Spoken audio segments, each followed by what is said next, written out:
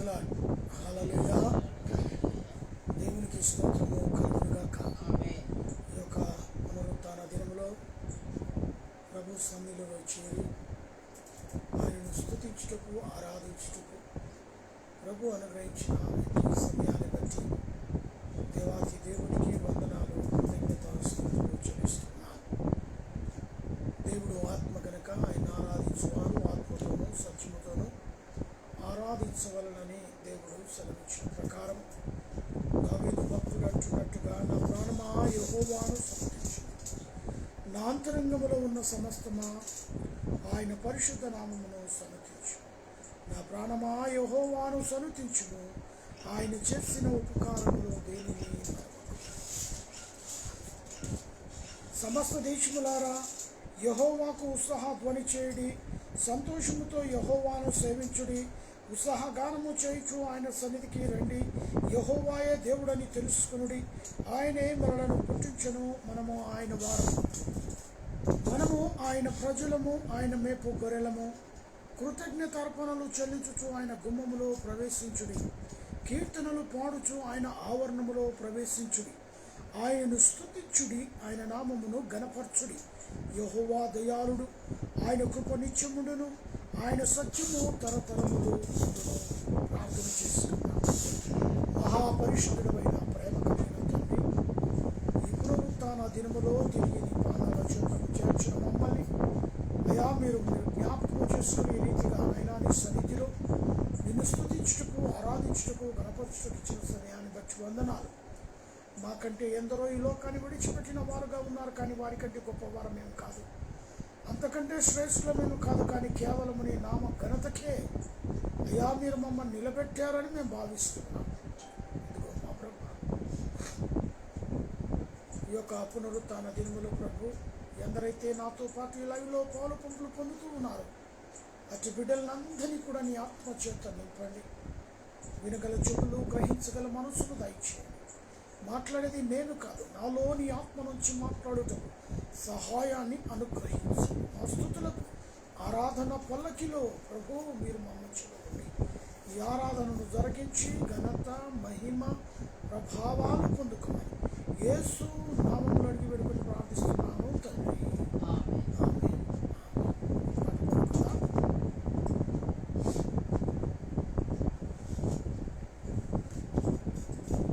సర్వచిత్తం నీదేనయ్యా పాట 287.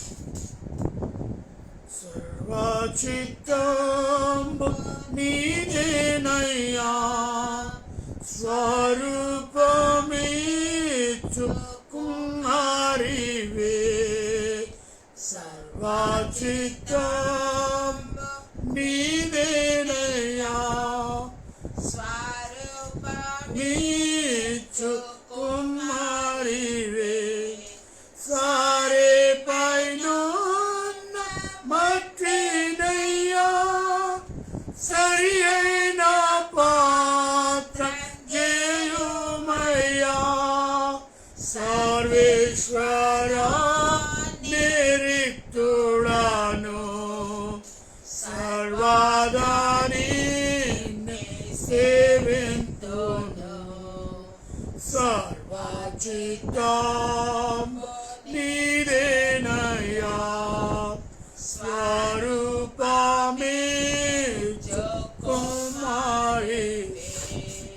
ప్రభు సిద్ధించు నీ చిత్తమే, ప్రార్థించుచుంటి నీ సన్నిధి.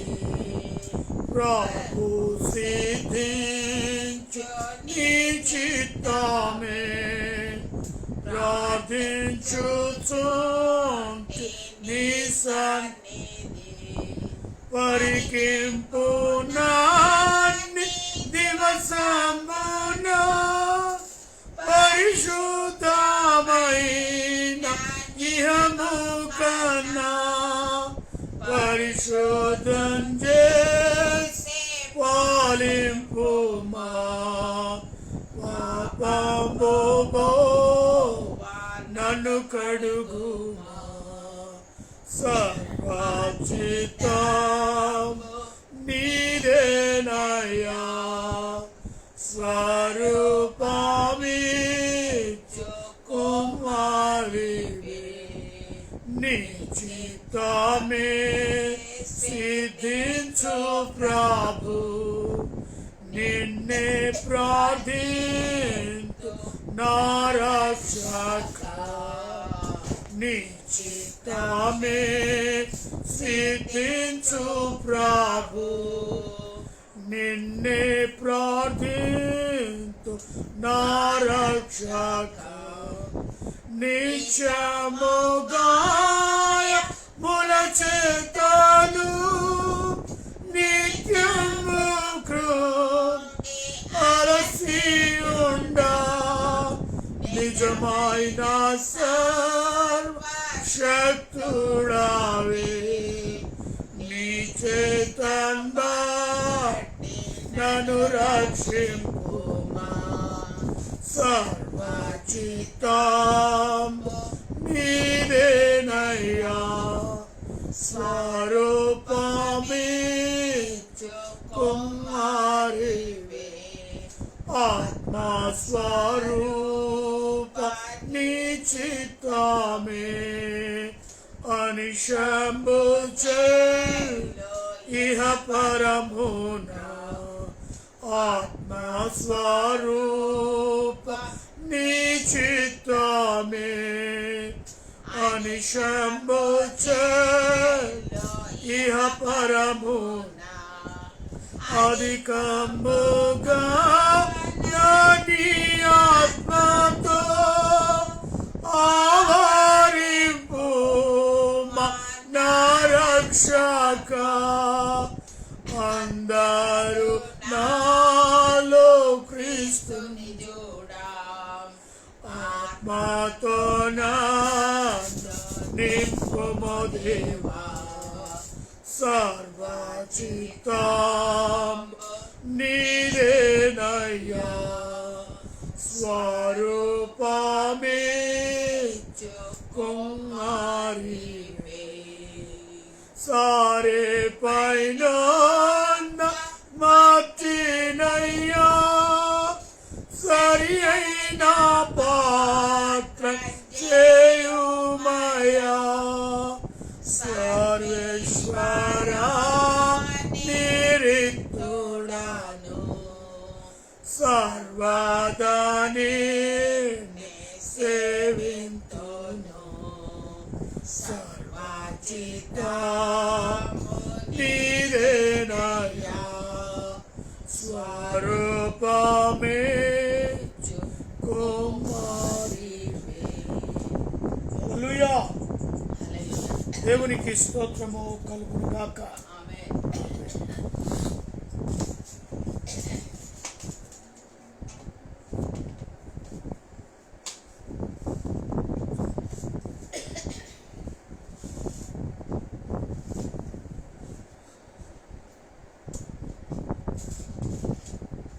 సాతాను యొక్క గతి స్థితి ఏంటో నేడు మనము తెలుసుకుందాం.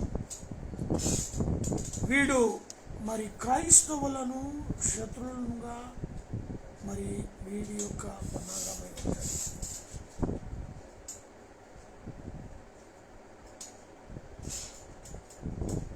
వీడిని దేవుడు ఈ యొక్క సాతానును దేవుడు త్రోసివేశాడు. అతి త్రోసివేసిన సాతానే మానవునికి శత్రువుగా ఉన్నాడు. ఆ యొక్క శత్రువును క్రైస్తవులు జయించాలి. వీడి స్థితిగతి ఎలా ఉంటుందో, వీడికి ఎక్కడ అధికారం ఉంది, ఎక్కడి నుంచి త్రోయబడ్డాడు అంటే దేవుని సన్నిధిలో నుంచి త్రోయబడిన వీడు క్రైస్తవులను టార్గెట్గా పెట్టుకుంటాడు.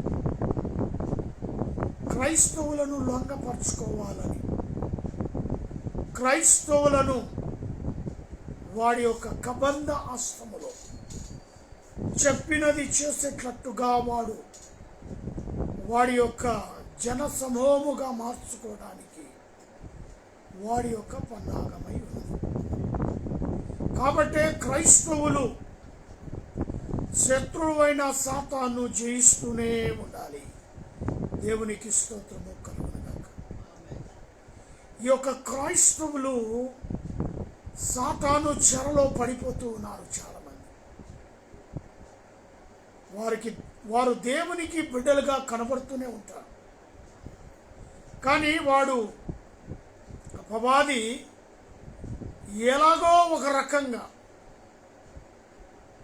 వాళ్ళను పట్టుకొని వారి సొంతము చేసుకుంటాడు. కానీ దేవుడు క్రైస్తవులకు అపవాదిని జయించగల శక్తి సామర్థ్యాలు దేవుడు మనకు అనుగ్రహించాడు. కానీ మరిచిపోతాం, నాకేమవుతుందిలే, నాకు ఏమీ కాదులే అని కొన్ని నిర్లక్ష్యమైన పనులు చేస్తూ అపవాదికి మనము దొరికిపోతూ ఉంటాం. అందుకే క్రైస్తవులు అపవాదిని జయించే బిడ్డలై ఉండాలి. యోహాను సువార్త 12వ అధ్యాయములో 31వ వచనం ఒక మాట చూసుకుందాం. ఇప్పుడు ఈ లోకమునకు తీర్పు జరుగుతున్నది. ఇప్పుడు ఈ లోక అధికారి బయటకు త్రోసివేయబడ్డాడు. లోకానికి తీర్పు. లోకములో జీవిస్తున్న మనము ఈ లోక అధికారి మనల్ని ఏ రీతిగా వాడి యొక్క కబంధ హస్తములో ఇరుక్కుపోయి ఎలాగా ఉన్నామో, ఎలాగా వాడిని జయించామో ఆ దినం ఒకటి రాబోతుంది. ఇప్పుడు ఈ లోకమునకు తీర్పు జరుగుతున్నది. ఇప్పుడు ఈ లోక అధికారి బయటకు త్రోసివేయబడ్డాడు. వాడు మనల్ని ఏ రీతిగా చేశాడో వాటిని అన్నిటిని గురించి, ఎలాగూ అపవాదిని జయించావు వాటి గురించి కూడా నీవు సాక్షిగా నిలబడే సమయము వస్తుంది. దేవుడు సాక్షాత్తు ఈ లోకములో ఆయన జీవించి ఆయన నడిచిన మార్గాలను మనకు చూపించే ఆయన ఈ లోకాన్ని విడిచి వెళ్ళిపోయాడు. అపవాది ఉన్నాడు అప్పటికి. యేసయ్య ఈ లోకంలో ఉన్నప్పుడే అంతకుముందే త్రోసివేయబడ్డాడు. అయినా యేసు ప్రభును వదలలేవాడు. కానీ యేసు ప్రభు అపవాదిని ఓడించాడు. అలాగా నువ్వు నేను కూడా క్రీస్తును అనుసరించు బిడ్డలుగా ఉన్న చెప్పుకొనుచున్న మనము కూడా ప్రతిసారి శత్రువు అయిన అపవాదిని ఓడిస్తూ మనము గెలవటానికి ప్రయత్నం చేయాలి. 16వ అధ్యాయం ఒకసారి చూడండి. యోహాను సువార్త 16వ అధ్యాయం 9వ వచనం. 9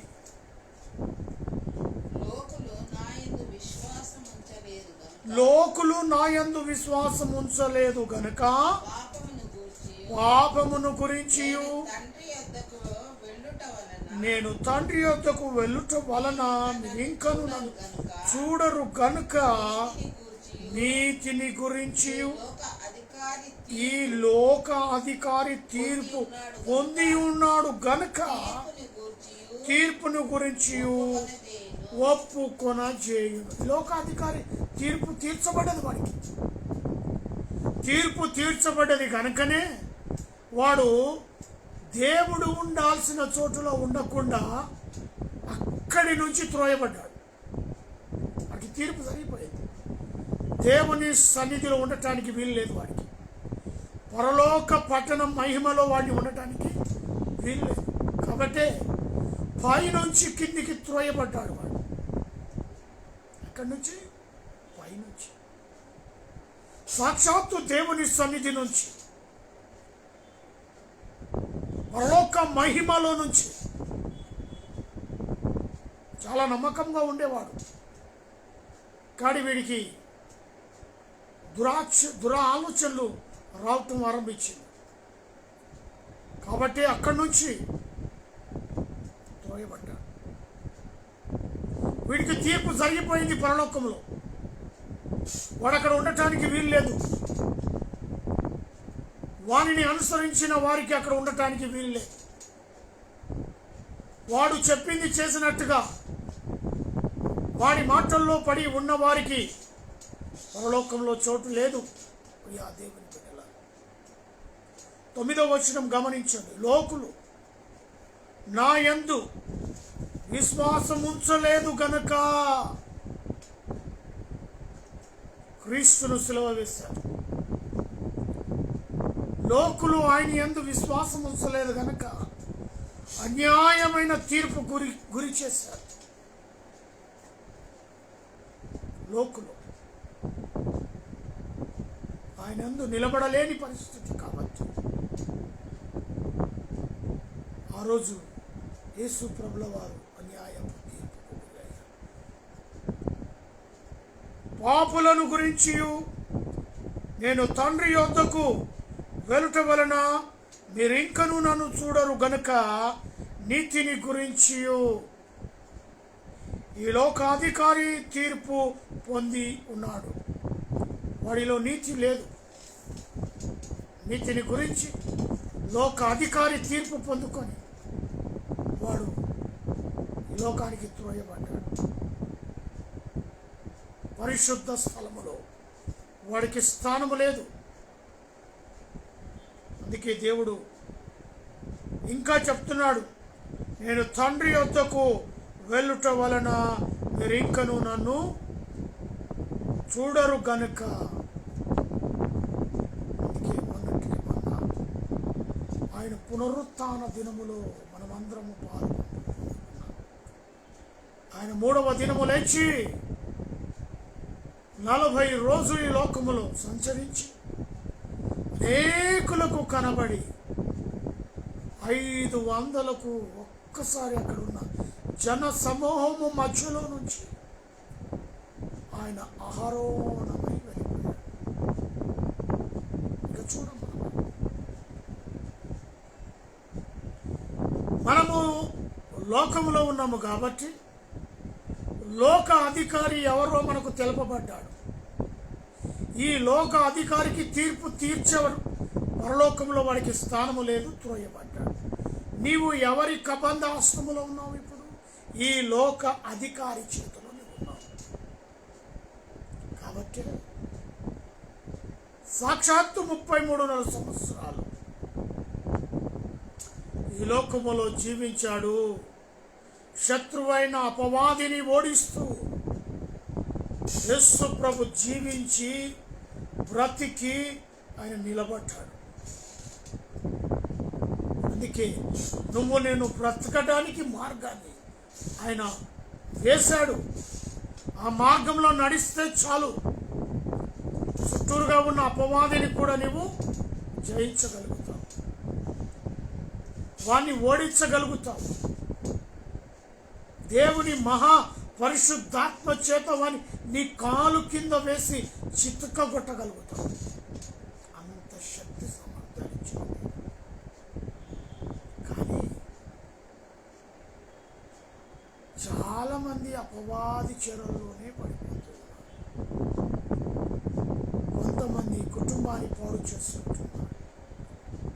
కొంతమంది చెప్పింది వినక వారి జీవితం వారే నాశనం చేసుకుంటున్నారు. అపవాది చీరల్లో చేయకూడదు అని పని తెలిసి ఉండి చేసి చాలా మట్టుకు క్రైస్తవులే ఈ స్థితిని అనుభవిస్తున్నారు. చాలా దుఃఖకరం. లోకములో ఉండి లోకములో తండ్రి నిన్ను వేరు చేసి వెళ్ళాడు. లోకం అంటుంది నిన్ను, వీళ్ళు క్రైస్తవులట, లోకంలో వేరుపరిచిన వారు. ఎందుకంటే ఆయన లక్షణాలే మనలో ఉండాలి తప్ప ఈ లోక అధికారి యొక్క లక్షణాలు మనలో ఉండటానికి ప్రియా దేవుని బిడ్డ గమనిస్తున్నావా? దేనికి బానిసైపోయావు? ఏ దాని చెరలో నీవు ఉండిపోయావు? బయటికి రాలేక ఇరుక్కుపోయావు. గమనించు, ఈ లోక అధికారి నిన్ను పట్టి పీడిస్తున్నాడని, వాడి చెరల్లోనే మనం ఉన్నామని గమనించు. దేవుని బిడ్డ, ఎవరి పరిస్థితిని బట్టి దేవుడు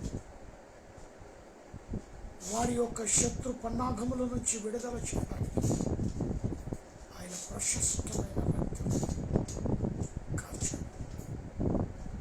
అతి రక్తమే యేసు రక్తం ప్రతి పాపము నుంచి పవిత్రులుగా చేస్తుంది.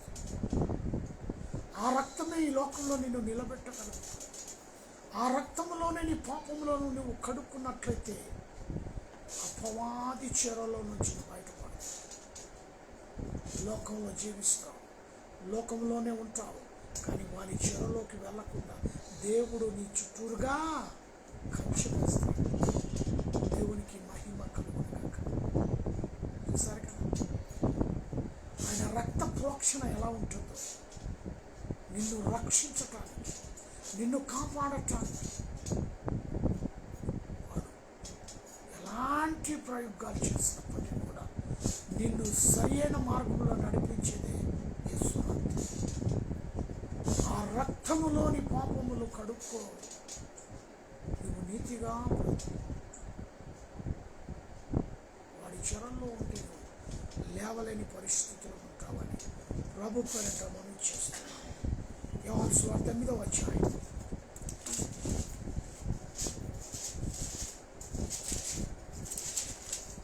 8వ అధ్యాయము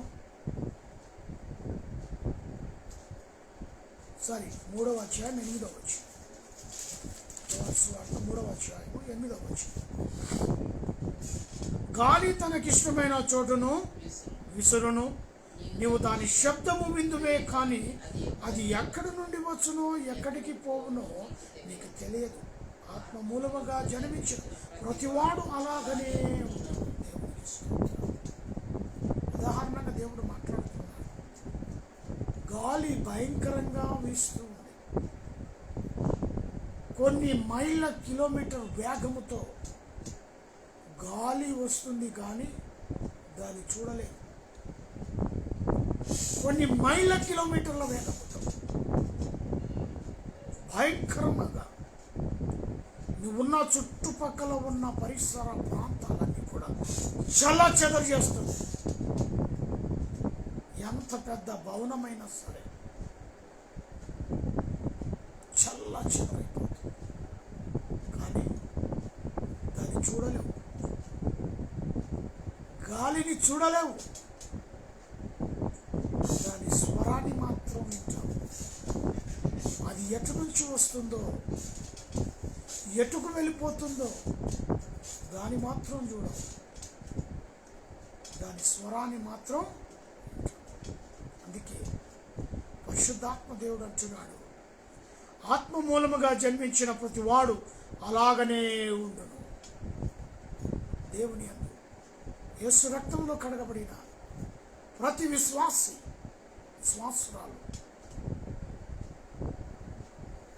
కనబడడు కంటికి, కానీ స్వరాన్ని వింటారు. దేవుని కొరకు సాక్షిగా నిలబడతారు. అపవాది ఈ లోక అధికారి ఉన్నాడని తెలుసు వాళ్ళకి, కానీ ఆత్మ మూలముగా జన్మించిన ప్రతివాడు. గమనిస్తున్నావా? ఆలోచన చేస్తున్నావా దేవుని మాట? అందుకే అది ఎటు నుంచి వచ్చేది మనకు తెలియదు, ఎటువైపు వెళ్తుందో తెలియదు, కంటికి కనబడదు, కానీ దాని సౌండ్ మాత్రం వినగలుగుతాం. దాని సౌండ్ వినగలుగుతాం. ఎండాకాలం వచ్చిందనుకోండి, ఫ్యాన్ కింద కూర్చుంటే గాలి హాయిగా తగులుతుంది. నువ్వెంత ప్రార్థన చేసినా అది నీ కంటికి కనబడదు, కానీ నీకు మాత్రం సేవ దొరుకుతుంది. ఫ్యాన్ తిరిగి తప్ప సేవ దొరుకుతుంది, కంటికి మాత్రం కనబడదు. అదే రీతిగా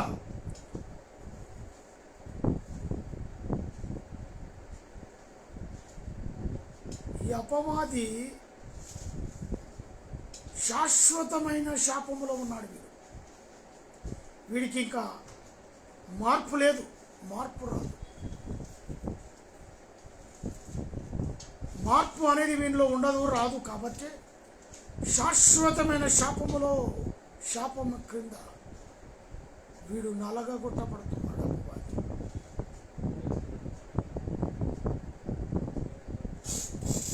అపవాది చెరలో ఉన్న ప్రతివాడు కూడా అలాగనే ఉంటాడు. వాడికి మార్పు రాదు. ఒక మాటను మనం చూసుకున్నాం. ఆది కాండంలో 3వ అధ్యాయంలో ఒక మాట చూసుకున్నాం. 14వ వచనం. అందుకు దేవుడైన యెహోవా సర్పమును చూచి, నీవు దీన్ని చేసినందున పశువులన్నిటిలోనూ భూజంతువులన్నిటిలోనూ నీవు శపింపబడినది. నీ కడుపుతో నడుచుచు నీవు బ్రతుకు దినముల నీవు మన్ను తిందువు. దేవుడైన యెహోవా ఆ రోజే ఈ అపవాది గురించి శపించాడు. వీడు అనేకమైన వారిలా మార్చుకోవడానికి శక్తి సామర్థ్యాలు కలిగిన వాడు అపవాది. ఇప్పుడు ఇలా ఉంటాడు, అలా ఉంటాడు. వాడు ఎన్ని తీర్లైనా కనపడగలుగు శక్తి సామర్థ్యాలు వాళ్ళలో ఉన్నాయి. అని 3వ అధ్యాయంలో మనం గమనించినట్లయితే, దేవుడైన యెహోవా చేసిన సమస్త భూజంతువులలో సర్పము కివుత్తి వలన ఉండెను. అది ఆ స్త్రీని చూచి, ఇది నిజమా? ఎలా మారిపోయింది? అపవాది సర్పంలా మారిపోయింది. అపవాది ఎలానైనా మారడానికి దానికి శక్తి సామర్థ్యాలు ఉన్నాయి. అది దేవుని కంటే కొంచెముగా తక్కువ చేయబడ్డది. అందుకే వాడు సర్పము వలె మారాడు. సర్పము వలె కువిత్తి అయి ఉండెను. అది ఆ స్త్రీని చూచి, ఇది నిజమా? ఏంటో ఆ నిజం. ఈ తోట చెట్లోని దేని ఫలములను అయినను మీరు తినకూడదని దేవుడు చెప్పనా? వేశాడు కాదు, ఖచ్చితంగా దేవుడు చెప్పాడు. ఈ తోటలో ఉన్నవన్నీ మీరు ఏ అభ్యంతరము లేక తినవచ్చు. ప్రతిది కూడా మీ ఆహారము గురించి ఏర్పాటు చేయబడింది. కానీ తోట మధ్యలో ఉన్నది మాత్రము తినకూడదు. వాటి దగ్గరికి దరిదాపులో కూడా మీరు వెళ్ళకూడదు. ఈ మాట ఖచ్చితంగా చెప్పాడు దేవుడు. కానీ కువిత్తి వలన వచ్చిన సర్పము ఆ స్త్రీతో మాట్లాడడం నేర్చుకుంది. ఆ స్త్రీని మాటల్లో మాట కలిపి మాట్లాడడం ఆరంభించింది. ఇది నిజమా? తినకూడదని దేవుడు చెప్పానా అని అది అడిగాను. అందుకు ఆ స్త్రీ, ఈ తోట చెట్ల ఫలం మేము తినవచ్చును.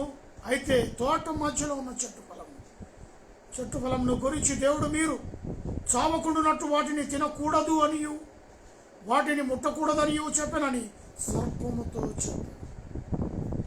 చావకుండా బ్రతకాలి అంటే ఆ చెట్టును ముట్టకూడదు, ఆ చెట్టు ఫలాన్ని. ఎంత ఖచ్చితంగా చెప్పాడు దేవుడు, ఎంత ఖచ్చితంగా చెప్పాడు. కానీ ఎవరు వచ్చారు? అపవాది మాయ మాటలు చెప్పేస్తాడు. నువ్వు ఖచ్చితంగా నిలబడాలని ఒక వైపు ఉన్నా వాడు నిన్ను ఆ వలలో దించేస్తాడు.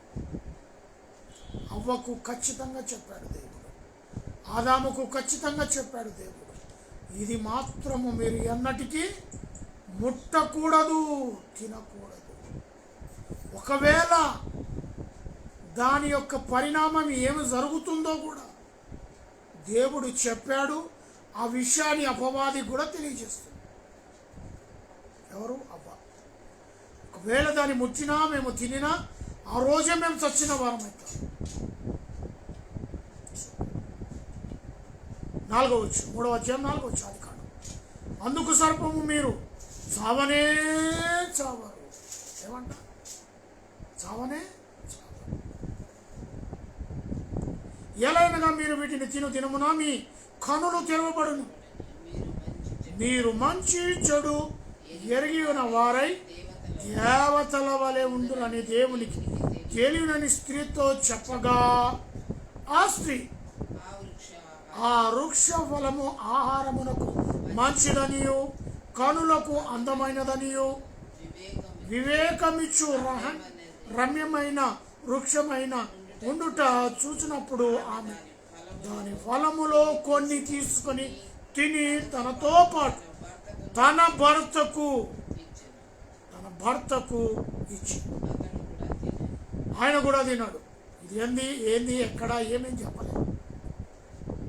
తినేసింది. తాను తిన్నది కాకుండా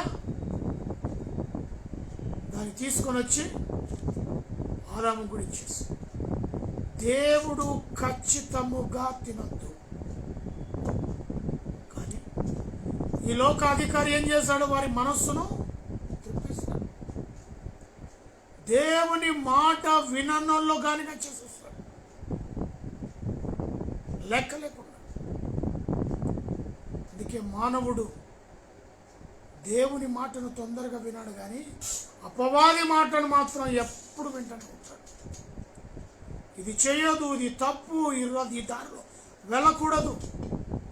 చూడండి, ఒకవైపు భయంకరంగా కరోనా వైరస్, ప్రతివాడు మాస్క్ ధరించాలి, ప్రతివాడు చేతులు శానిటైజర్ చేసుకోవాలి, ప్రతివాడు డిస్టెన్స్ మెయింటైన్ చేయాలి అని ప్రభుత్వం అనేకమైన వారు గుగ్గల పెడతా ఉన్నారు. ఎవడైనా పట్టించుకుంటాడా? అపవాది అంటాడే, ఏం కాదు పో, మాస్క్ లేకున్నా ఏం కాదు, సోషల్ డిస్టెన్స్ లేకున్నా ఏం కాదు, నువ్వు మూతికి మాస్క్ లేకున్నా ఏం కాదు, వెళ్ళు. ఎవడంటాడు? అపవాది. వాని మాటల్లో వాని పన్నాగంలో పడిపోతామే తప్ప మంచి మాటకు మనం చెవి ఒక్కుతామా? అదే పట్టించు. అందుకే ఈరోజు ఇంతగా మరణాలు, మన సొంత నిర్ణయాల మీద బయటికి వెళ్తున్నాం, ఏదో కరోనా వైరస్కు బాధిస్తుంది. నిన్నటి రోజు ఒకడు వాట్సాప్లో వాడి సాక్ష్యం పెట్టాడు, నా చేతులారుగా నేను ఈ స్థితిని అనుభవిస్తున్నాను. మొన్నటి రోజు నేను బిర్యానీ హోటల్లో తిన్నాను. హోటల్ బిర్యానీ తినకూడదని నాకు తెలుసు, అయినా దాన్ని తిని నేను ఈరోజు కరోనా వైరస్ తెచ్చుకున్నాను. నా పరిస్థితి మరణానికి చావుకు మధ్యలో నేను కొట్టుమిట్టాను. దయచేసి మీరు ఈ పని చేయకండి అని వాడి సాక్ష్యాన్ని పెట్టాడు. నాతో పాటు కొంతమంది అయినా బ్రతుకుతారేమో, నాలాంటి తప్పులు చేయారేమో ఆయన ఉద్దేశం. కానీ ఆ ఉద్దేశాన్ని వినేవారు ఉన్నారు. ఆయన ఏడుస్తూ ఆ వీడియో పెట్టాడు, నాకు కలిగింది ఇతరులకు కలగకూడదు, నేను ఎలాగూ నాశనం అయిపోయా, ఇతరులను బాగుండాలి అని ఆయన చక్కటి నిర్ణయాన్ని తీసుకొని మరి మంచి ఒక సాక్ష్యాన్ని సోషల్ మీడియాలో ఆయన వదిలేస్తే ఎంతమంది దాన్ని పట్టించుకుంటున్నారు? ఎంతమంది ఆయన మరణ పడకలో ఉండి ఆ సాక్ష్యాన్ని వింటూ ఉన్నారు, దానికి లోబడుతూ ఉన్నారు? అదే ఎవడు విన్నాడు? కాబట్టి ఆదిలో నుంచి నేటి వరకు కూడా అపవాది వాడికి తీర్పు తీర్చబడ్డది. వాడు ఎన్నడూ మారడు, వాడికి పరలోక రాజ్యమే లేదు, వాడు ఎప్పుడు ఇక్కడే ఉంటాడు. ఈ లోక అధికారే వాడు, వాడితో పాటు ఉన్న వారందరూ కూడా నాశనంకి వాడు నాశనం అవుతాడు, వాడితో ఉన్న వారందరూ కూడా నాశనం అవుతారు. ఇది సత్యం, ఇది సత్యం. కాబట్టి మరి ఆ స్త్రీ తాను తిన్నదే కాకుండా తన భర్త కూడా తెచ్చిచ్చింది, ఆయన కూడా తిన్నాడు. 7వ వచనం, అప్పుడు వారిద్దరి కనులు తెరవబడెను, వారు తమ దిగంబరులమని తెలుసుకొని అంజూరపు ఆకులను కుట్టి తమకు కంచనములుగా చేసుకొని చల్లపూట ఆదామును అతని భార్యను తోటలో సంచరించుడు దేవుడైన యెహోవా స్వరము విని తోట చెట్ల మధ్యలో దేవుడైన యెహోవా ఎదుటికి రాకుండా దాగుకొనగా దేవుడైన యెహోవా ఆదామును పిలిచి, నీవు ఎక్కడున్నావో నేను అందుకు అతడు, నేను తోటలోని స్వరము వినినప్పుడు దిగంబరిగా ఉంటిని గనక భయపడి దాగుకొంటిని. దేవునికి చూస్తాను, దేవుని మాటకు వ్యతిరేకిస్తే భయము మనల్ని వెంటాడుతుంది. మొదట వచ్చేది భయం. దేవుని పరిశుద్ధ సన్నిధిలో నుంచి నిలబడటానికి ఇష్టపడం, రావటానికి ఇష్టపడం, ఆ కూడికకి ఇష్టపడం. వీరు దిగంబరులను తెలిసిపోయింది కాబట్టి అంజూరపు ఆకులు కట్టుకున్నారు, కుట్టుకొని వస్త్రాలుగా చేసుకున్నారు. సిగ్గుకు తల వంచి చెట్ల సందుల్లో దాక్కున్నారు. చేసిన తప్పును బట్టి దేవుని ఎదుట రాలేకపోయారు. అదే పరిస్థితి మానవులు. తప్పు చేస్తారు, చర్చికి రారు, తప్పు చేస్తారు, పాస్టర్ ఇంటికి వస్తే బయటికి పారిపోతారు, తప్పు చేస్తారు, పాస్టర్ ఎదురు పడితే ముఖం తిప్పించుకుంటారు, తప్పు చేస్తారు, పశ్చాత్తాపం ఉండదు, ఇంకా దానికి రుబాబు. అదే జరుగుతుంది అక్కడ. నా వల్ల తప్పే జరగదు, నేను తప్పే చేయనని వారు చాలామంది ఉన్నారు. నా వల్ల తప్పు జరగదు, నేను తప్పే చేయను, నేను అబద్ధములు ఆడను, ఆ అబద్ధములు ఆడే లక్షణాలే నాలో ఉండవని చాలామంది అనుకుంటారు. దేవుని బిడ్డ గమనించు, ఆదాము దేవుని మాట వినలేడు, అవ్వ దేవుని మాట వినలేదు, అపవాది అయిన సర్పపు మాట విన్నారు, లోబడ్డారు. కనుక వారు దిగంబరులను తెలుసుకున్నారు, చెట్ల సందుల్లో దాచుకున్నారు. సిగ్గుకు తల వచ్చి చేసిన తప్పును దేవుని ఎదుట రాలేని పరిస్థితి. అంతకుముందు రోజు అదే సాయంకాలం వేళ దేవునితో సహవాసం, ఒకరినొకరు కలిసి మంచి చెడు మాట్లాడుకునేది, ఆనందముతో దేవుని సన్నిధిలో కూర్చునేవాళ్ళు, మాట్లాడుకునేవాళ్ళు. ఈరోజు ఏమైంది? దేవునికి ముఖము చూపని బిడ్డలుగా దాగుకున్నారు. చేసిన తప్పు, ఏ తప్పైనా చేస్తున్నావా ముఖం చెల్లదు. అందుకే అపవాది వాడి పని అది. ఎంత మంచిగా నిలబడాలి అనుకుంటాడో వాని క్రింద వేయడమే వాని పని అని నువ్వు గమనించు. ఆ తర్వాత చూడమ్మా, అందుకాయన 11 అందుకాయన, నీవు దిగంబరివని నీకు తెలియపరిచిన వాడెవడు? నీవు తినకూడదని నేను నీకు ఆజ్ఞాపించిన వృక్ష ఫలము తింటివా అని అడిగాను. అందుకు ఆదాము, నాతో నీ ఉండుటకు నువ్వు నిర్మించిన ఈ స్త్రీయే ఆ వృక్ష ఫలమును కొని నాకియవగా నేను. చూసారా, నీవు నా కొరకు జతపరిచిన ఈ స్త్రీయే తాను తిన్నది కాక కొన్ని తీసుకొని వచ్చి నాకిచ్చింది, నేను తిన్నాను. ఓకే. అప్పుడు దేవుడైన యెహోవా స్త్రీని చూచి, నీవు చేసినది ఏమిటని అడగగా, స్త్రీ, సర్పము నన్ను మోసపుచ్చి నందునా నేను తింటినా. నేను చూసాను. ఎవరు? సర్పం. సర్పం ఎవరు? అపవాది. ఆనాటి ఆదాముతో మొదలుపెట్టి ఈనాటి మనతో కూడా అది ఆడుతూనే ఉన్నది.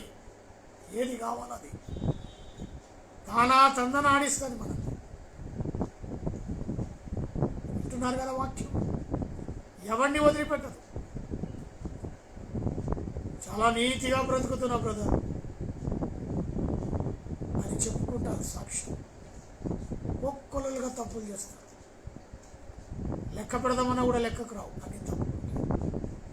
వాళ్ళకు వాళ్ళు సమర్థించుకుంటారు, మేము నీతిగా బ్రతుకుతున్నాం. అందుకే అప్పుడు 14వ వచనం, అందుకు దేవుడైన యెహోవా సర్పమును చూచి, నీవు దీన్ని చేసినందున పశువులన్నిటిలోను భూజంతువులన్నిటిలోను నీవు శపింపబడితివి. దానివై నీవు కడుపుతో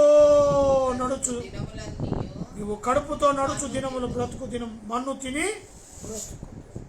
నువ్వు బ్రతికిన రోజులు కడుపుతోనే పాకాలి. అంటే దీన్ని బట్టి మనకేం తెలాలి? సర్పానికి ముందు కాలున్నాయి, వాటికి కాలున్నాయి, కాళ్ళతో నడిచేది. దేవుడైన యెహోవా అపవాది సర్పములా మారిపోయాడు కనుక సర్పాన్ని దేవుడు శపించాడు. అందును బట్టే సర్పం ఆనాటి నుంచి నేటి వరకు అది పొట్టతోనే పాకాలి, నేల మన్ను తిని బ్రతకాలి. దాన్ని శపించాడు.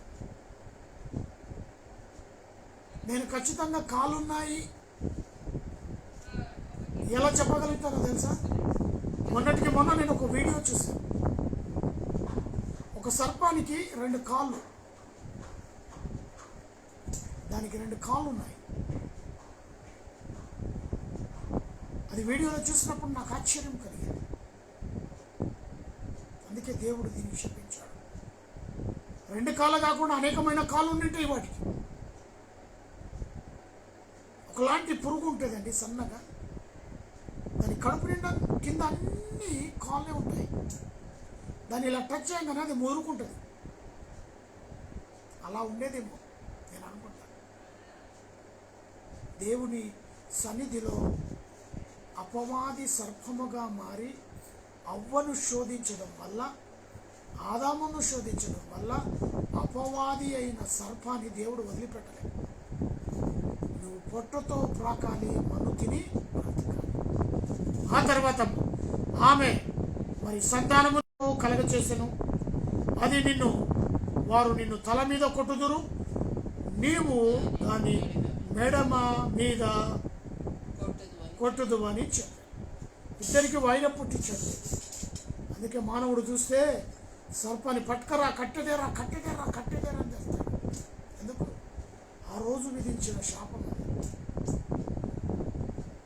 అది సరిగ్గా మెడమ కిందనే కలుస్తుంది. మానవుని ఎక్కడ కలుస్తుంది? కింద. మానవుడు కూడా తల మీద కొడతాడు. కొడరా. అది దేవుడైన యెహోవా ఏర్పాటు చేస్తుంది. ఇద్దరికి వైరం. నీ సంతానముకు వారి సంతానానికి దేవుడు వైరాన్ని పుట్టించాడు. వారు నిన్ను చూస్తే వదలరు, నీవు వారిని చూస్తే వదలరు. అలా చేశాడు దేవుడు. దేవుని ప్రణాళిక అది కాకుండా మానవుడు ఏర్పాటు చేసుకున్న అపవాది అయిన ఆ సర్పం మాట విని దేవుని యొక్క ఉన్నతమైన స్థానాన్ని కోల్పోయాడు. ఆ తర్వాత 16వ వచనం, ఆయన స్త్రీని చూచి,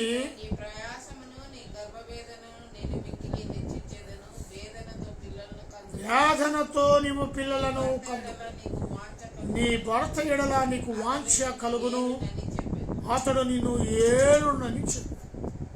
లేకుంటే స్త్రీ గర్భంలో చాలా ఫ్రీగా దేవుని యొక్క ప్రణాళిక ఉండవచ్చు. కానీ ఎప్పుడైతే దేవుడు అపవాది మాట విని స్త్రీ మోసపుచ్చబడ్డదో, ఈమె కూడా దేవుడు ఒక శాపం ఇచ్చాడు.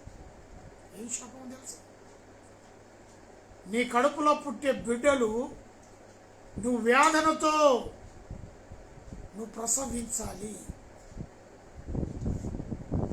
అందుకే ఈరోజు మన స్త్రీలు ఎంతోమంది వేదనతో ప్రసవించలేకపోయినప్పటికీ కూడా డాక్టర్స్ వారు ఈజీగా ఏం చేస్తున్నారు? వారికి ఆపరేషన్ చేసి పిల్లల్ని తీస్తున్నారు. అది కూడా అవుతలేదు వాళ్ళకి. ఆ వేదన భరించలేకపోతున్నారు. అంత శాపం దేవుడు ఇచ్చాడు. సిజరిన్ ఏమంటది? సిజరిన్ ఆపరేషన్ చేసి బిడ్డలు తీసేస్తాడు. ప్రసవ వేదనను అనుభవించి నువ్వు బిడ్డలను కందు అన్నాడు దేవుడు. కేవలము దేవునికి వ్యతిరేకంగా చేసిన నిర్ణయాన్ని బట్టి దేవుడు వారిని శిక్షించాడు. అది ఆదిలో ఆరంభమై నేటి వరకు ప్రసవ వేదన. ఒక్కొక్కసారి ప్రాణాలు కూడా పోతున్నాయి. ప్రసవ వేదన భరించలేక ప్రాణాలే కోల్పోతున్నాయి. అంత వేదన. స్త్రీ అనుకుంటుందంట, ఇక నా జన్మ అంటుంటే ఇంకొక బిడ్డకు నేను జన్మనియ్యాను అనుకుంటుంది. ఆ వేదనను భరించలేక అంత వేదన పడిన బిడ్డ కడుపు నుంచి బయట రాగానే ఆమె బిడ్డను కౌగిల్లో తీసుకొని ముద్దు పెట్టుకొని ఈ పడిన వేదన అంతా మర్చిపోతాడు. చూడండి దేవుడు ఎట్లా ప్రేమ పుట్టించాడు. ఆ సమయంలో అనుకుంటుంది ఒకసారి ఇంకెవరికి నేను జన్మనియ్యను అని నిమిషాలు అలా మారిపోతాడు. అంత వేదన ఇచ్చింది ఎవరు? దేవుడే. దేవుని మాటకు లోపడక ఇది ఆనాటి స్త్రీ ఆదాము అవ్వ నుంచి ఆరంభమై నేటి వరకు అది కొనసాగుతుంది. ఆ తర్వాత 18వ వచనం, అది ముండ్ల తుప్పలను గజ్జ పొదలను నీకు మొలిపించును, పొలంలోని పంటలు తిందువు, నీవు నేలకు తిరిగిన వరకు నీ ముఖపు చెమట కార్చి ఆహారము తిందువు. ఏలయనగా నేటి నుంచి నువ్వు తీయబడితివి, నేల నుండి నీవు తీయబడితివి గనుక నీవు మన్నే కనుక తిరిగి మన్నైపోదు అని చెప్పాడు.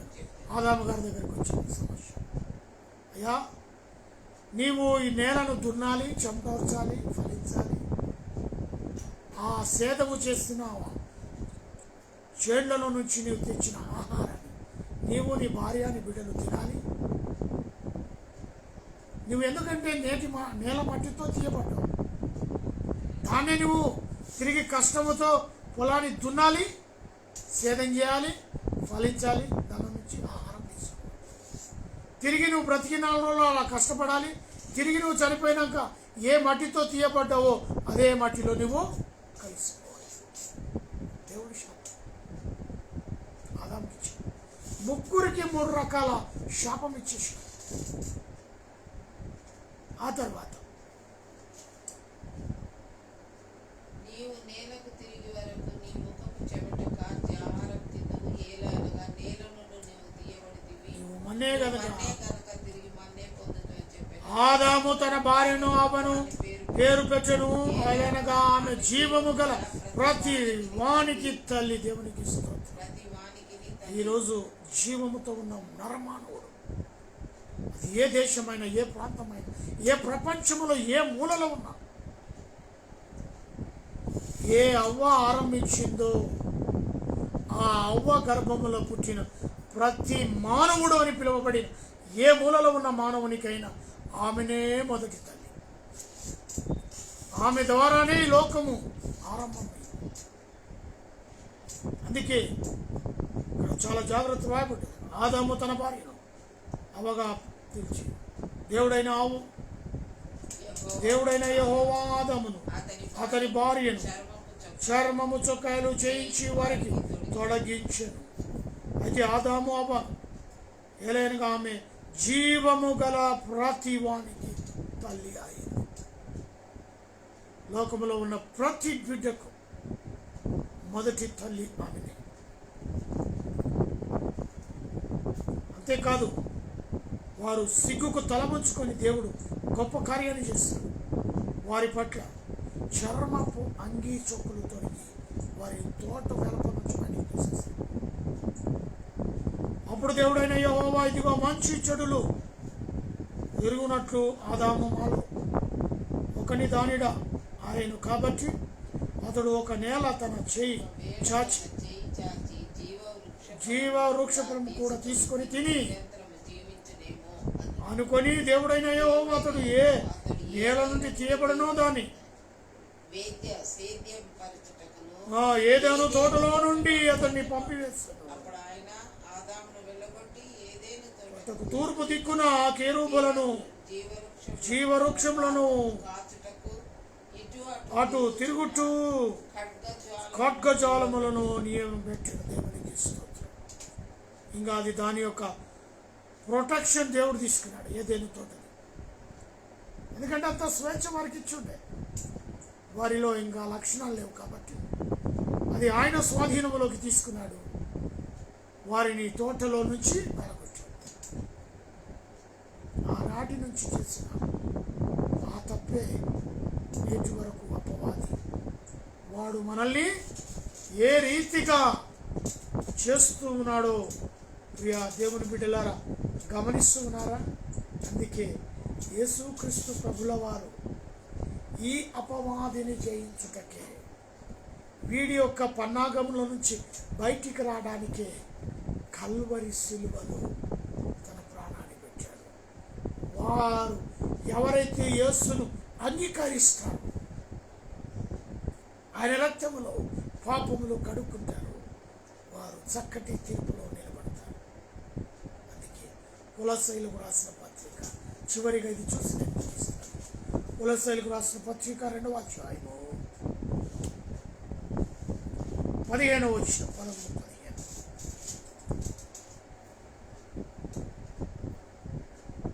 మరియు అపరాధము వలన శరీరమందు సున్నతి పొందక ఉండుట వలన మీరు మృతులై ఉండగా దేవుడు విధి రూపకమైన ఆజ్ఞ వలన మీ మీద రుణము గాను మాకు విరోధము గాను ఉండిన ప్రత్యక్షమును మేకులతో సిలువకు కొట్టి దాని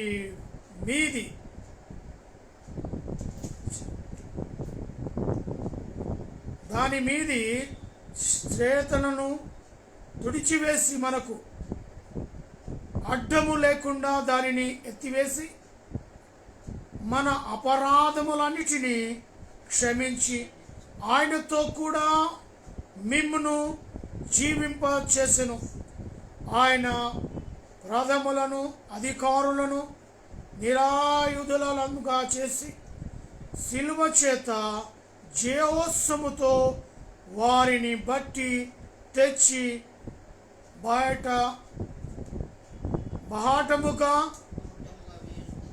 వెనక పరిచెను. బహాటముగా వెనక అంటే ఇక్కడ మనం గుర్తు చేసుకోవాల్సిన విషయం ఏమిటి అంటే, సిలువకు కొట్టి దాని మీద చేత్రను మరి తుడిచివేసి మనకు అండగా దేవుడు ఈ గొప్ప కార్యాన్ని చేశాడు. మన యొక్క అపరాధములను ఆయన సిలువలో ఇంకా శరీరమందు ఆయన మన పాపాల నిమిత్తము తన శరీరాన్ని అప్పచెప్పాడు. అవ్వదార మొదలైన పాపము నేటి వరకు కొనసాగుతున్న ఈ పాపం, దానిలో నుంచి విముక్తి కావడానికి, దానిలో నుంచి విడుదల కావడానికి, దానిలో నుంచి నువ్వు పరిశుద్ధుడుగా పవిత్రుడుగా జీవించటానికి యేసు తన యవ్వన కాల రక్తం మన కొరకు మన పాపాల కొరకు చిందించాడు. తద్వారా మనకు ఒక స్థానాన్ని నిర్మించడానికి మనకంటే ముందుగా ఆయన వెళ్ళాడు. ఆయన ఉండు చోటులో నేను ఉండటానికి స్థలములు ఏర్పాటు చేయడానికి ఆయన వెళ్ళాడు. అది గమనించి ఈ లోకనాథుని ప్రతి నిమిషం ప్రతి క్షణం వాణ్ణి మనము జయిస్తూనే ఉంటున్నాం కదా. అందుకే సాతాను యొక్క గతి స్థితి ఏమిటో మనం తెలుసుకున్నాం. వాడు క్రైస్తవులను ఎలా లొంగపరుచుకోవాలో వాడి టార్గెటే క్రైస్తవులు. దేవుని బిడ్డగా ఉండాలని ఆశతో ఉంటే నువ్వు ఎప్పటికప్పుడు అపవాదిని జయిస్తూ ఉండాలి. అందుకే ఈ మాటలు పరిశుద్ధాత్మ దేవుడు మన చెవుల్లో వినికిడిగా నిలువబెట్టును కాక. ప్రార్థన చేస్తున్నాం. మహాపరిశుద్ధుడైన ప్రేమ కలిగిన తండ్రి, ఈ పునరుత్థాన దినములోను చక్కటి వాక్యము ద్వారా మీరు మాతో సూటిగా మాట్లాడినందుకు వందనాలు ప్రభువా. అనాది మొదలుకొని నేటి వరకు మానవుడు పాపములో జీవిస్తూ పాపంలోనే బ్రతుకుతూ ఉన్నాడు. అయినా పాప విమోక్షణ కొరకు నువ్వు కలువరిస్తావు, ప్రాణాన్ని పెట్టావు ప్రభా, తిరిగి లేచావు, రక్తాన్ని కార్చావు ప్రభా. అటు రక్తములో పాపులమైన మా కొరకు విడుదల అనుగ్రహించినందుకు స్తోత్రం. ప్రశస్తమైన నీ రక్తములో ప్రతి మానవుడు తన పాపములను కడుక్కోవడానికి నిలిచిన గొప్ప అవకాశాన్ని బట్టి పొందడం. యేసు రక్తం ప్రతి పాపము నుంచి మనల్ని పవిత్రులుగా చేయనని నీ లేఖనాలు తెలియపరుస్తున్నాను. అందును బట్టి స్తోత్రాలు, వందనాలు ప్రభువా. కరోనా వైరస్తో ఎందరైతే ఈ లోకాన్ని విడిచి దయాలి సన్నిధించిన ఆత్మలకు శాంతి సమాధానం దయచేయండి. కుటుంబ సభ్యులకు ఓదార్పు నెమ్మదిని అనుగ్రహించండి. యేసు ప్రభువా, దేశ నాయకుల కొరకై ప్రార్థిస్తున్నాం. రాష్ట్రపతిని, ప్రధానమంత్రిని, ఆయా రాష్ట్రాల్లో ముఖ్యమంత్రులను, మంత్రులను, నాయన గవర్నమెంట్లో పనిచేస్తున్న అధికారులు దీవించి కాపాడండి. ఇంకా నువ్వు కరోనా వైరస్తో హాస్పిటల్లో చికిత్స పొందుతున్నారు, బెడ్లు దొరకక ఆయన ఎంతోమంది ఇంకా రోడ్డు మీదనే అంబులెన్స్లో ట్రీట్మెంట్లు పొందుతూ ఉన్నారు. భయంకరమైన విపత్తు ప్రభువా, కని విని ఎరగని ప్రాణాలు లోకాన్ని విడిచిపోతున్నాయి. అటు బిడ్డలకు పరిచయం చేస్తున్న డాక్టర్, నర్సులకు ఓపిక, సహనము దయచేయండి. ప్రత్యేకంగా అటు బిడ్డలను జ్ఞాపకం చేసుకున్నాను ఈ సన్నిధిలో ప్రార్థిస్తున్నాను. కరోనా వైరస్ ప్రభా దేశాల్లో, రాష్ట్రాల్లో, ప్రపంచాల్లో ప్రభా నలుమూలన వ్యాప్తి చెందిపోతాం. బయటికి వెళ్ళిన వాడు క్షేమంగా గృహానికి వస్తాడో రాడో పరిస్థితి ప్రభా చేజారిపోతాం. కరోనా వైరస్ గాలిలో భయంకరంగానైనా గాలిలోనే వెళ్తుంది, వస్తుంది అని వింటున్నాం. మా వాతావరణాన్ని మార్చండి. గాలిలో ఉన్న నాయన కరోనాను తొలగించండి. నీ నామములో ప్రతి వారు స్వస్థత పొందుటకు సహాయం దయచేయండి. బేతేలు క్రీస్తు సంఘాన్ని బట్టి ప్రార్థిస్తున్నాను ప్రభా. మా యొక్క తల్లిని, తండ్రిని దీవించండి, ఆశీర్వదించండి. నీ కృపాని కాపుతండి, భద్రతలు వారిని ఉంచండి. దానిలో ఉన్న హార్ట్ ప్రాబ్లం తొలగించి వేసుకుంటున్న మెడిసిన్ చక్కగా పనిచేయటకు కృప సహాయం దయచేయండి. నీ యొక్క సేవ పరిచయంలో బలముగా ఘనముగా వాడుకొని మహిమ భారతీయ వినహార్బిదాలు ఇచ్చిన కుమార్తెలు, కుమారులు దీవించి ఆశీర్వదించండి. రవి బ్రదర్ వారి కుటుంబాన్ని, రాజేష్ వారి కుటుంబాన్ని, సాయి బ్రదర్ వారి కుటుంబాన్ని నీ సన్నిధిలో జ్ఞాపకం చేసుకుని గొప్ప కార్యాలు జరిగించండి. ఆసం అమర్ కుటుంబాలను, చిన్న కల్పన వారి కుటుంబాన్ని ప్రభా, అదే రీతిగా నాయన రామకృష్ణ తన సతీమణి, తనకు మీరు అనుగ్రహించిన బిడ్డలను దీవించి ఆశీర్వదించండి. మోహన్ తన సతీమణి, అయాతనలో భార్యలో ఉన్న కిడ్నీ ప్రాబ్లం స్వస్థపరచండి. నరేంద్ర బ్రదర్, రవి బ్రదర్ కొరకు ప్రార్థిస్తున్నాం. వారిని మీ కృపలో జ్ఞాపకం చేసుకోండి. నబి కుటుంబాన్ని, లక్ష్మీబాయి కుటుంబాన్ని కొరకై ప్రార్థిస్తున్నాం. ప్రసాద్, మనోహర్ కుటుంబాల కొరకై ప్రార్థిస్తున్నాం. కృప చూపండి. ప్రత్యేకంగా నాయన సుశీల పట్ల నీ చిత్తం నెరవేర్చి గొప్ప కార్యం జరిగించండి. తనకు అనుగ్రహించిన బిడ్డలను దీవించండి, ఆశీర్వదించండి. భయంకరమైన పాపంలో పడిపోతున్న రమేష్ తండ్రి, మీరు గద్దించి మీరు మాత్రమే ఆత్మలో మాట్లాడే దేవుడు. మీరే అతని పలకరించండి. చేస్తున్న తప్పులు తనకు జ్ఞాపకంలో తెచ్చుకుని దయచేయండి. అదే రీతిగా మా ప్రభా, మా యొక్క బ్రదర్ నైనా వారి ప్రభాకర్ సార్ యొక్క బిడ్డలు, అల్లుళ్ళు, కుమారుడు, కోడలు, వారికి అనుగ్రహించిన బిడ్డలు, మన్మళ్ళు, మన్మరాలు మీ కృపలో జ్ఞాపకం చేసుకున్న గొప్ప కార్యాలు జరిగించండి. ప్రభా మరొకసారి మా యొక్క దైవజనుల కుటుంబాల కొరకై, దైవజనుల సంఘాల ఆయా సంఘాల కొరకై ప్రార్థిస్తున్నాం. కృప చూపండి. మా యొక్క రక్త సంబంధులు ఎందరైతే నీ సేవా పరీక్షలో ఉన్నారు అటు బిడ్డలను మెండారుగా దీవించి ఆశీర్వదించండి. మంగళూరు వంశంలో ఎందరైతే నీ సేవా పరీక్షలో ఉంటున్నారు 30, 60 నూరంతలుగా ప్రతిఫలం దాయిచ్చారు. మా యొక్క అన్నల వదిలిన అక్క బావులను బట్టి వారికి అనుగ్రహించిన అయా కుమారులను, కుమార్తెలను, కోడళ్లను, అల్లులను, మన్మరాళ్ళను దీవించి ఆశీర్వదించమని పెడుకుంటున్నాం. అదే రీతిగా బామర్దులను, మర్దులను, వదిలిన వారికి అనుగ్రహించిన బిడ్డలను, అల్లులను, కోడళ్లను, బిడ్డలను, మన్మలను ప్రతి ఒక్కరిని పేరు పేరున దీవించి ఆశీర్వదించండి. మరి నాని యొక్క పేరెంట్స్, తన యొక్క తల్లిని, తండ్రిని, తమ్ముని, చెల్లిని, బావుని అనుగ్రహించిన బిడ్డలను దీవించి ఆశీర్వదించండి. నాని డబ్బును దీవించి ఆశీర్వదించి కృపలోని కాపుదల జ్ఞాపకం చేసుకున్నాను. ఇచ్చిన కుమార్తె జ్ఞానవంతు వయసునందు నీ అందులో మనుషులదని ఎదుటి సాహమే దయచేయండి. నిశ్చితమైతే మరి యొక్క గర్భఫలం బిడ్డలకు దయచేయండి. రాష్ట్రం దీవించి ఆరోగ్యబలం శక్తిని మీరు ప్రసాదించడం దానం చేస్తున్నాను.